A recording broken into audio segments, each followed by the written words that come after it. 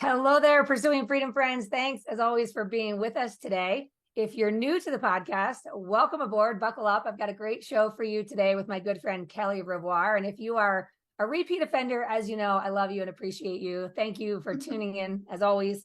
So we've got Kellie here today, and Kellie is a friend of mine who's been in the real estate space selling real estate since 2013 in Southern Missouri. And to give you some idea of the caliber of agent we have on the call today, she's like, yeah, my business has slowed down a little bit. I mean, we did 348 transactions in 2021 and we only did 328 in 2022. But we're still going to end the year a little over 300. I'm like, oh, yeah, sure. You're slowing down. Sure. Yeah. Anyway, I love this because in my coaching calls, I'm always talking with agents and lenders. And as we're recording this in late 2023, there's a lot of chatter in the marketplace, right? There's a lot of noise. There's a lot of external factors we can't control. And yet, as always, as there were in 2008, 2009, there are also people thriving. And we believe, Kellie and I both, that that is a decision to thrive. It is a mindset. And Kellie is one of those people that just kind of gets it and she will not fail. She will choose to thrive. And because of that, she's here to inspire you to do the same. So with no further ado, Kellie, I would love it if you could introduce yourself to the audience, share a little bit about your backstory, how, when, and why you ended up in this crazy business and how you've gotten to where you are today, thriving in spite of external circumstances. I'm so excited to hear your story. Goodness. Thank you so much. Thanks for that introduction. That is amazing. And I love you and I appreciate you so much. I think after you've been working it as long as we have, you look at 300 transactions, you're like, I could do better. And but yeah, I remember the days when I was selling 48 homes and I was like, oh my gosh, I could do better. And so, there's constantly, I don't know that we'll ever be happy. Those of us that are, high producing agents, I think every year we think we could do better. We can do better. But yeah, so I started in real estate in 2013, but prior to that, my father was a builder or is a builder. He's still active, him and my brother, in the 80s. So that's really where my real estate journey began, laying sod and sanding cabinets, hanging up insulation when I was 5 and 6 years old. So I think it's just ingrained in me that I was going to be a realtor, but I will tell you, I had no desire whatsoever to be a real estate agent. So my father started building in the 80s. My brother and I worked for him. When I was 16, I went out and got a real job and I swore I'd never go back to real estate because I didn't want anything to do with it. And my mother became licensed in 2006. My father, they decided they were going to start their own development. So they developed out a subdivision. And so she decided that she was going to be a realtor in 2006. We all know what happened in 2008. So she went from being a builder's wife to having to go out and say, hey, I'm actually a real estate agent, because nobody was lending any money to builders and we didn't want to go out of business. And at this point, I was working as an office manager at a job. I went to college. I got a couple of degrees in business and accounting. I thought I wanted to be an accountant. And so I was working an office manager position. So still, I mean, so far out of the real estate world. But in 2008, they kind of buckled up and said, all right, Chris can't build any houses. He was not able. There was 1 year he did not build a single home. They, at this point, had been smart enough to have rental property, investment property, but that's what kept them afloat when all the other builders in the area were going under. So she buckled up, put one foot in front of the other, and went out and actually started promoting herself as a real estate agent. And what's crazy is she was one of the bottom, but everybody else was leaving the real estate world. So by default, she became the #1 agent in the brokerage that we were at the time. And in 2013, I was going through a lot of really big life stuff. I became a single mother in 2011. I had a lot of things that were going on in my life. And so I just quit my job. I lived off the government. I was a single mom. I was raising a 3-year-old and a 4-year-old, and I was drawing unemployment. I was drawing food stamps. My kids were on Medicaid. It was not a place that I ever saw myself being in. My ex-husband did not give any child support, which was our agreement. It wasn't because he was a bad ex-husband or anything like that. Our divorce decree we did not do child support. So I really had to figure out what I was going to do to support my family. And my mother said, come help me. She was selling, I think, around 80 homes by herself with no What? TC whatsoever. So she said, just come be my paperwork girl. I said, fine, I'll be your paperwork girl. And 2 months in, she's like, all right, I need you to get your license. I know you don't want to be a real estate agent, but it'll be so much easier. So you can help me show some houses every once in a while. So just get your license. And I'm like, God, I don't want to do that either. So she bought my course and she said, all right, you're going to start on this. I'm like, good God, are you not listening to me? I do not want to do this at all. Nothing. Because I would see her meltdowns during family dinners, or the phone calls that she had to take and walk out of the room. I would see the drama. I would be watching a Kansas City Chiefs game on a Sunday afternoon while she's taking pictures of the open house and sending it to me. I would be taking pictures of me and still in my pajamas watching a Chiefs game. Like, there was nothing about real estate that I wanted to get into. And one thing led to another. As soon as I got my license, she threw me to the sharks, I say, and it was sink or swim. And we partnered up. And that was in 2013. So it was a lot. I had 9 weeks where I worked every single day. I did not take a single day off. Again, mind you, I was a single mom. And so it was so hard. My kids went on so many appointments with me because I didn't have anybody to help me watch them at the drop of a hat.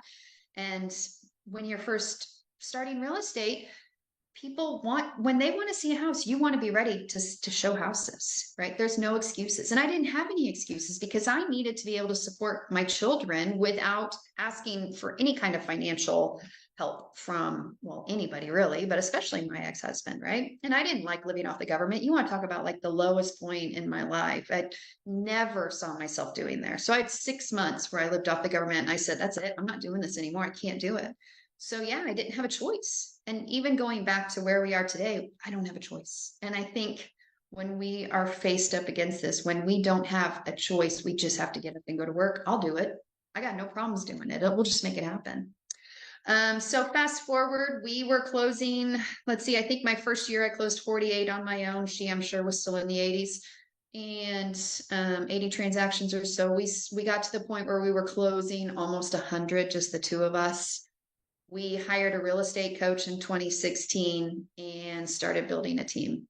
So from there, and that's been a journey too, but from there, we have really enjoyed it. We've definitely had some ups. We've had some downs. We've had some challenges. I've cried a lot, but now we are a successful team and always recruiting, always looking for talent. And really enjoy it. And I love working with my mother. She's given me the greatest gift and the greatest opportunity ever. My father still builds houses. My brother is also building houses and we flip homes. We have investment property. We invest in syndication. So all things real estate, all things real estate. All right. There's so much to unpack there. First I have to laugh because when you said that she threw you to the wolves and then you said that you had 9 weeks and you worked every single day. And I've thought to myself, only 9 weeks? I thought you were going to say 9 years of every single day. So I kind of want to unpack that first, because when you talk about your mom closing 80 transactions on her own, I mean, that's insane. And that makes my hair just stand on end. And then you talk about the two of you closing even 100 with just the two of you. That is so many transactions for two people. So did you snap at some point? What was there a breaking almost. point? I mean, well, the 9 weeks was, so as real estate agents, I don't think we ever really fully get a day off. I was still doing work on the computer at home, but the 9 weeks was getting up, getting dressed, getting showered, making myself look presentable and going and showing houses every single day for 9 straight weeks. But you definitely have to be passionate about this job because it is an all-consuming job. I have clients that text me 11 o'clock at night, some that text me at 6 o'clock in the morning. Of course, I choose not to answer them, but yeah, it's yes. When I worked 9 straight weeks, I lost a relationship over it. I lost a lot of boundaries. My kids, I'm sure there were a lot of things that they were like, where's my mother? Because they were tired of sitting in the back seat playing on their iPads for sure. And that was when I lost the relationship, don't blame him a single bit because I was so consumed with trying to be an awesome real estate agent. But when I lost that relationship, I lost a lot. And I really figured out that I needed to create a lot of boundaries and that being a mother needed to come first. At the same time, trying to balance creating a lifestyle that the boys and I have two boys, so that the boys and I can be proud of. And so when I really started putting in boundaries for my clients, boundaries for my time, I think that's when my business really started to do well and where I really started to flourish because I was proud of who I was becoming. And it's really hard to expect your clients to respect you and your family time if you cannot even respect you and your family time. So now I speak a lot on stages to other realtors, specifically mothers, and try to help them understand that they need to give themselves the grace to be mothers and give themselves grace that they're not going to answer every phone call. They're not going to be able to show every single house, and they've got to be okay with that because I really stopped watching my kids play basketball, and when they would make a goal, they would turn around and look at me, and I wasn't even looking at them because I was texting a client, or I was late to one of their games for whatever reason because I was out showing property. And that's just not what I wanted. That's not why we do this, right? And so I really had to start creating those boundaries and start telling my clients, I'm sorry, I cannot show you that house on 6 o'clock on Wednesday night. I've already got another appointment set up. I can show it at 5 o'clock or I can show it at 8 o'clock, but I cannot show it at 6. They don't need to know that my other appointment is my kid's basketball game. Because I think clients are fine if they think we have other appointments. But if I say, hey, man, my kid's playing basketball, all of a sudden that's not okay. And so I have a lot of appointments and my kids are a lot of appointments. Even if I have to pick them up from football practice at 3:30, I'm so sorry. I've got another appointment at 3:30. I can meet you at 2:30 or I can meet you at 4:30, but I can't do it at 3. Okay. So first of all, I wrote down that it's hard for our clients to respect you and your family time when you don't respect you and your family time. And I will be quoting you forevermore. that is like, we could drop the mic and just end the show right there because that is gold. It's going to be hard for your clients to respect you and your family time when you don't even respect you and your family time. That reminds me of a gal. Do you know Carrie Heibelbreiner? No. She's also, she was Keller before, I think, and then EXP. But anyway, she's in the Northwest. She was on my show and she said something very similar, that the success of her business had her working 24/7 for a decade. And that she was all same exact thing, like verbatim. My kids would look over to me at the sidelines and I have my laptop open on my knees. And they knew I was physically there, but not emotionally, mentally present. Yeah. And she said she had this wake up call where she realized my actions are not a reflection of my true priorities. And it was like a punch in the gut because we talked about this on a coaching call this morning, this very concept of, are your actions a reflection of your true priorities, whether that's with your family time or your health or your bank account? This market is challenging right now, and some people's bank accounts don't look the way they want them to, or their pipeline year to date, or what it looks like going into the new year.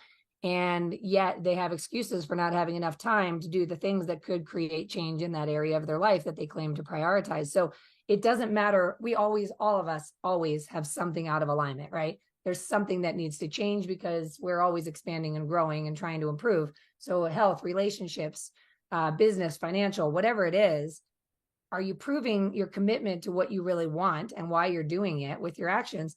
I do want to unpack this a little bit though, because the whole boundaries piece, you said that that's when my business started to do well and when I started to flourish. And I think that's a very, very difficult concept for people to grasp and to be willing really to embrace, pursue, do for themselves, whatever. And one of the workshops I was teaching earlier this year was mindset, decisiveness, and responsibility, meaning that the only difference between us and somebody running a business the way we want to, or, oh, I wish I could have that, is their decision to do it. And it's not an easy decision because it starts with your mindset. So what had to change for you to realize that even though I'm sure there was fear around putting boundaries in place, And there's a lot of like, well, I just have to take this call. I just have to, I need to, I have to. Sorry, honey. Sorry, sweetie. Just hang on one second. How did you, it sounds crazy, but I mean, how did you like force yourself to say enough is enough? This is not aligned and this is not what I signed up for. I was divorced. I am divorced, and I never signed up to be a part-time mom ever. And so I already only had my kids half the time. And when I had them, why on earth would I want to see them even less? And I did not like the person that I was becoming. I was stressed out. I was snapping at him over really dumb things. We had a whole lot of Lunchables for dinner, and I just didn't want to be that person. I didn't want to be that mom. That's not what I signed up for either. I think motherhood is my greatest gift. As much as my teenagers drive me crazy, I still love them so much. And my biggest gift to the world is to raise two boys that continue to give as, our legacy progresses and as our family tree grows. And I just did not want that for them at all. I wanted them to have a present mother. My parents were present, so I just didn't see it happening any other way. And there's nothing more heartbreaking to hear her story, Carrie's story that you were just talking about. It just breaks my heart. And you want to talk about something that will make me tear up faster than anything. It's a mother that doesn't see her value as a mother, because we have so much value to give to our family and our kids. And when we put our job ahead of that and put them second, it hurts so much more. And there's constant guilt. There's constant guilt even for a stay-at-home mom. There's constant guilt. There's guilt for a working mom. So for me, I was feeling guilty no matter where I was. When I was at work, I felt guilty that I wasn't home. When I was home, I felt guilty that I wasn't working at work and taking care of this client. And gosh, I mean, you start to lose your hair over it. It starts to go gray, and you start to eat too much, and you stop sleeping. You become very unhealthy because you're unhealthy in your mind. Your body starts to become unhealthy. And gosh, it just wasn't I wasn't showing up as my best version of me for my children. So I really started to have to take a lot of self-care. I had to give myself a lot of grace to be able to overcome the challenges, because there were definitely times where they were challenges. But at the same time, my kids were an appointment on my calendar, and I never swayed from that. Even now, they're driving. One of them's driving now, but even now I don't sway. I'm at every single football game. I'm still picking up from practice when I need to pick up from practice. I mean, it really wasn't that hard once I got used to doing it. But yeah, at first it was very challenging. Yeah. I mean, I think it's the challenge for all of us, I believe, is that we get carried away because there's so much fear and uncertainty when we take the leap of faith and go 100% commission. None of us ever have any idea what we're capable of. We're all just kind of hoping for the best, fingers crossed, sometimes desperate, sometimes determined, but somehow, some way, most of us, as long as we don't quit, we'll find some traction and some success in the business. And at that point, we feel so lucky and so blessed that we just start sucking it up and surviving. And it's a new fear. What if this isn't sustainable?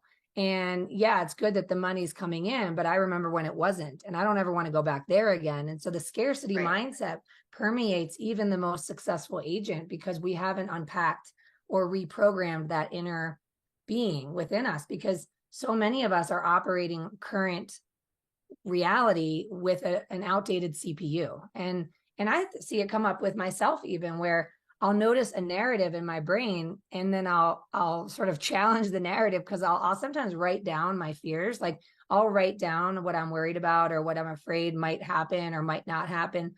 And then I can really get more intimate with those thoughts and fears and say, hang on a second, that's just a fear.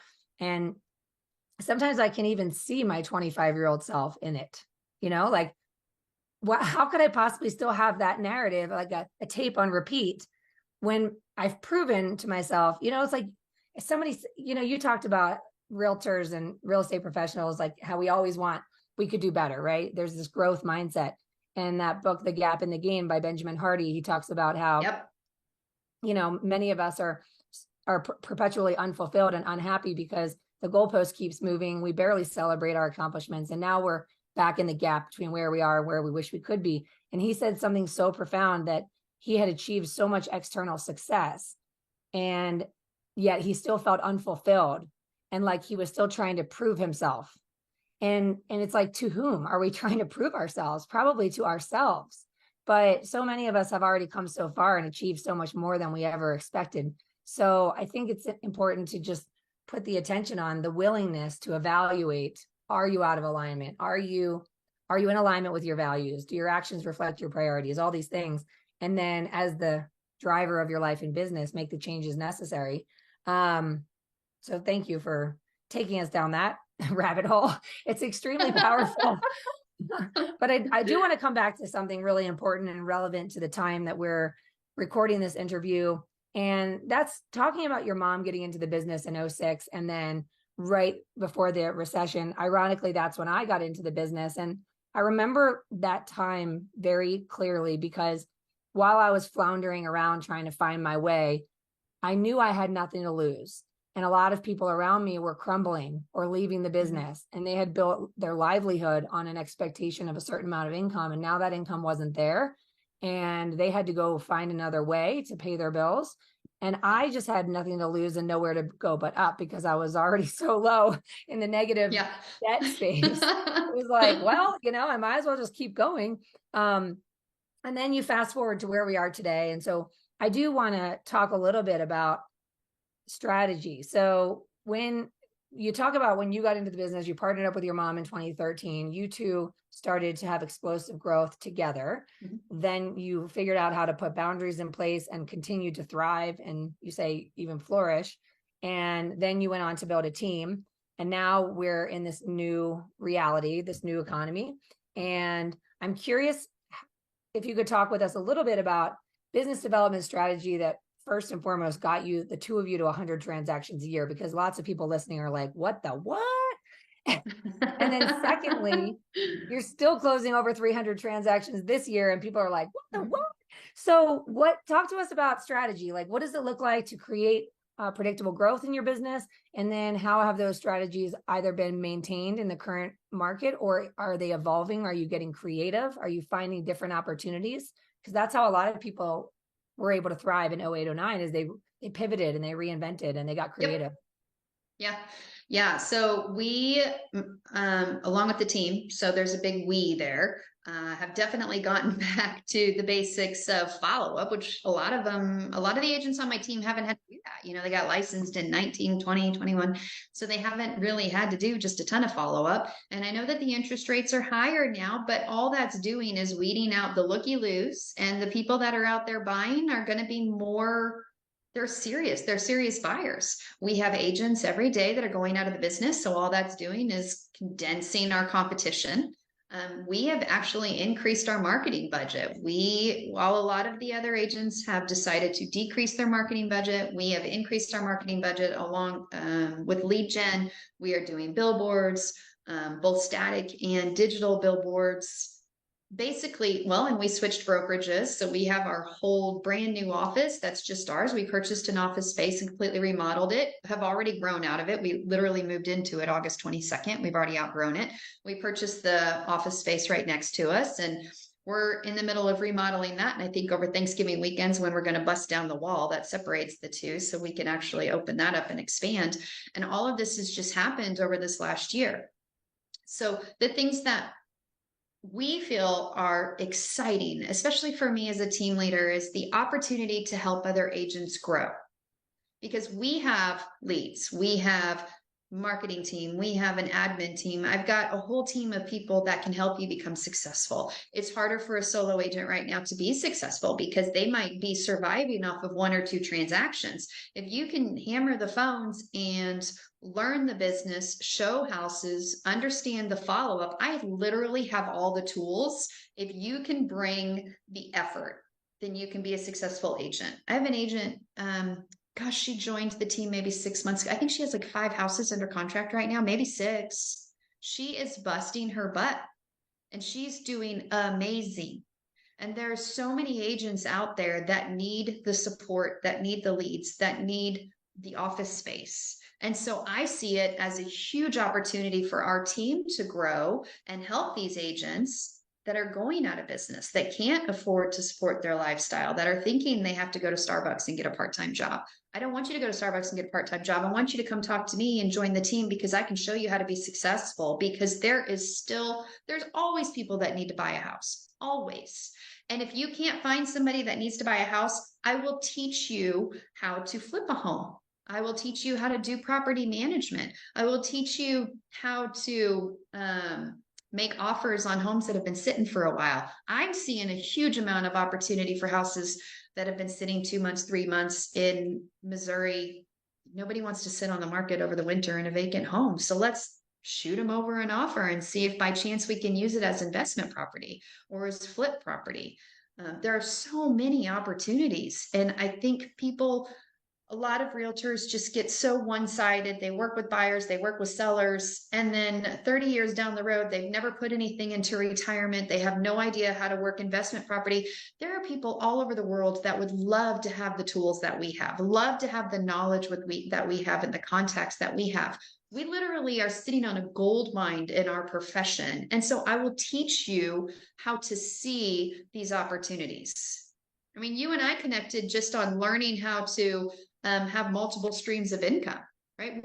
You are so much of an out of the box thinker, and so am I. That's why we connect so well, because we don't go down a path. We go down multiple paths, and it's to create a lifestyle that you don't have to be tied to a desk from, right? But it's so wonderful for me and for you, because you've created this amazing coaching program to help other people to do that. And that's really where my passion lies. I want to help other agents be successful, not just with buyers and sellers, but teach them how to create wealth in their own personal lives and the lives of their clients as well. Oh, love that diversification so much. I mean, my brain just started going, because when you were talking about the property that's been sitting on the market and going into winter, we're about to close on one that was sitting on the market in Tennessee, one of our short-term rentals that just wasn't performing. And I was one of those sellers. Like, just throw me an offer, anybody. I mean, yes, we put a number out there, but like the motivation of a seller, you have no idea what it might be. And for us, there was other investment opportunities, and I wanted to liquidate and put money into other types of investments. And it's like, just give me an offer. Because frankly, my investment elsewhere is going to bring me a stronger ROI, whether I lose 10K on this sale or not, you know? So it is so interesting. And then when you were talking about the properties that are sitting and could you buy it and make it a rental property or an investment property, I'm like, oh, now my wheels are really turning. You're in Colorado. How many? I mean, you have all kinds of houses that nobody wants. They don't want their pipes freezing. Oh my gosh. Now I'm like, well, what am I going to buy next? Start hunting. But this is also important for the listener, because it does highlight the psychology of others. Because here are two people talking about the psychology of finding opportunities, maybe buying properties, maybe selling properties. And, you know, we could be your target market, which sounds maybe strange to say, but so many of us, we talked before we started recording, are getting clouded by the chatter of what's not working. And when you are focused on what isn't working out for you, you cannot see the opportunities that are there. And the stories in your brain of nobody's buying and nobody's selling and the winter's slow and the interest rates are high, like every time you put attention on something negative, you're closing doors. So I'm curious, before we hop off here, because I do want to honor your time, how do you manage your mindset, and how did that journey unfold? Because I believe mindset is a choice. And I'm assuming you've had some mentorship along the way to kind of help you with that. And I know mindset feels like a buzzword, but I always tell my students that the coaching is from the inside out, because no action strategy will be a band-aid to the way you feel. And managing the way you feel and the way you think is going to change the way you behave, which is going to change your outcome. So what are your thoughts on that, and how it plays into what you're doing here? So mindset, I grew up with it. I was super blessed in that aspect. I grew up in a very positive home. I've got entrepreneurs in my family. It was never about a Monday through Friday, 8 to 5 job for them. So they were always looking for ways to do better. My family's owned a wallpaper store, a paint shop, a tool shop, a cell phone store, a dent repair. We've owned it all. And so when you have that in your blood, I think it's just normal for entrepreneurs to constantly have a positive mindset.